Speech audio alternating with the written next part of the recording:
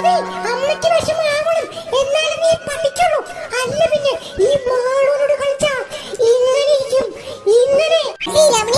എന്തെങ്കിലും ചെയ്യടി മക്ക്, എനിക്ക് കൊല്ലാക്കാൻ പറ്റില്ലട്ടാ.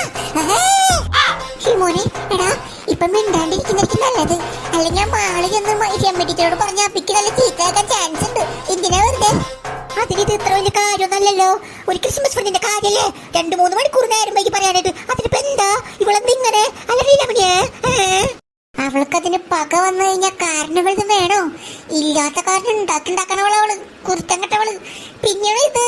ഓ, അഭിജയനെ ടീച്ചർ ചീത്ത പറയുന്ന തോന്നണേ അല്ലേ? നമുക്ക് എങ്ങനെയാണ് അവൻ രക്ഷിക്കണടി? നമുക്ക് എങ്ങനെയാണ് രക്ഷിക്കണം അഭിജയനെ?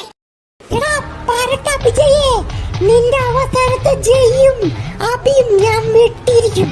നിന്നോട് ഞാൻ അപ്പളേ പറഞ്ഞ എന്നോട് എതിർത്ത് കളിക്കാൻ വരണ്ട, ഒന്നാതി കരയുന്നു.